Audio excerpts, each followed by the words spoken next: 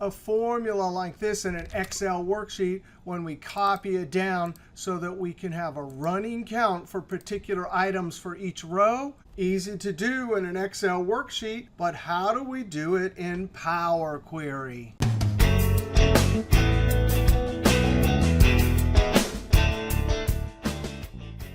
Now, if your data is already in an Excel worksheet, it's much easier to use COUNTIFS than it is to use Power Query. But if you're building a Power Pivot, Power BI solution, or you're importing a lot of complicated data, then Power Query is the right tool.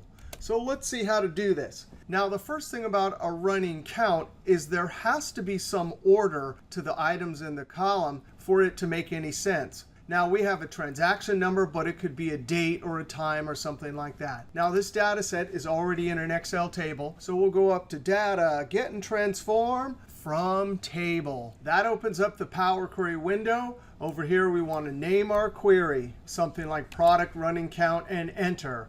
We have two steps, source and change. And we're going to create a custom column, and we're going to build some custom Power Query functions. Now, here's the thing about Power Query. We don't have cell references that allows us to look at the whole column or part of the column or an individual row. If we think about how we did it in Excel, we can just use cell references. That's an expandable range that, as I copy down, gets bigger and bigger. Well, in Power Query, to create an expandable range, we're going to have to use Table.SelectRows. That means for every single row where we make a calculation, we're going to need the full table and actually filter it. Then, when we try and go get a condition or criteria from the row, we're going to have to do something different than look at the inside table. We're going to have to look back to the outside table. Now, these concepts are foreign to us Excel people because it's so easy to simply use certain types of cell references. Step one is we have to sort this column. That way, when we refresh, whatever the sort is in the Excel worksheet, it'll have the correct sort here. So I click the drop-down, Sort Ascending. I can see my new step.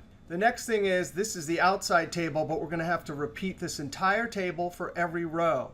Now, if we just put the name of the table and copied it down, every row would have to look back to the outside, back to the outside. So we want to add a step and buffer the table. And all that means is it will load it once and then use that loaded table for every row. Now, I'm going to use the F of X button to add a new step down here. There's the name of the previous step, which, of course, is a full table. Table dot, and I can see from my dropdown, table.buffer. Open parentheses, close parentheses, and Enter. Click over in Applied Steps, F2, and we're going to rename this Buffered Table and Enter. Now we go to Add Column, Custom Column. We'll name the new column.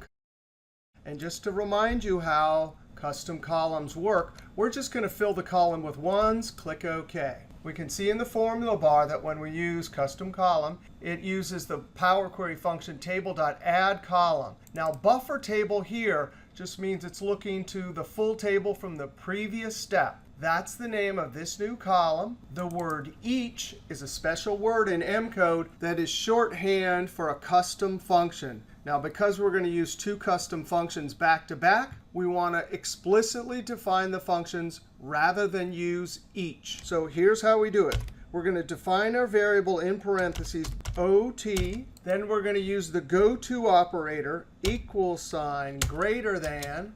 All of that is explicitly doing what each did. If I hit Enter right now, it just says, hey, for that function, please go to each row and put a 1. Now, that's not what we want because we want first to filter a table. So we type Table.SelectRows tab.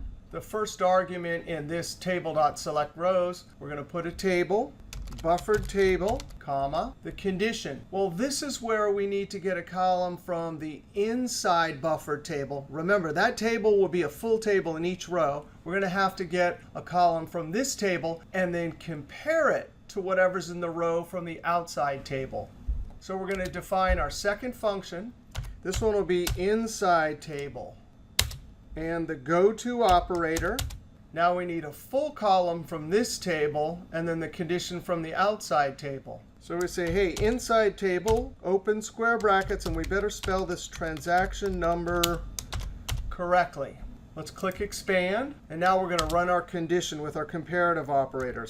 How many of you in the full column are less than or equal to outside table? And then we repeat the same column name. So now for every row in the table, because we have OT, it'll always see the actual number. For IT, it'll always have the full column. Now watch what happens when we hit enter. If we click down in each row, well, there's the quad. There's the Carlota. It is that expandable range. Now that's not quite what we want. We want, for example, right here, we only want quad, quad. So we come up to Table.SelectRows. After our first condition, we use the AND logical test operator, all lowercase. And now we say inside table, product column. How many of you are equal to outside table product? And now when I hit enter, that is looking good, Carlota. And there's our 2 quads all the way down at the bottom. There should be just 4 records with quad. Now we need to just count how many rows there are. Before Table.SelectRows, and I can't remember if it's count row or row count.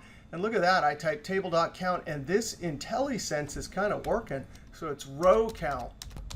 Very carefully, open parentheses, and then at the end, close parentheses, and enter. And there's that expandable range COUNTIFS running count column. Now the last step is we need to add a data type, whole number. And now we can home, close and load 2. On the existing sheet, maybe H3, click OK. A lot more difficult to do than our beautiful cell references in COUNTIFS. But sometimes you need to do this very same calculation using M code in Power Query. Now, if you're new to Power Query or M code, check out my MSPTDA class, free at YouTube. Videos number 3 to 12 teach you everything you need to know about Power Query and M code.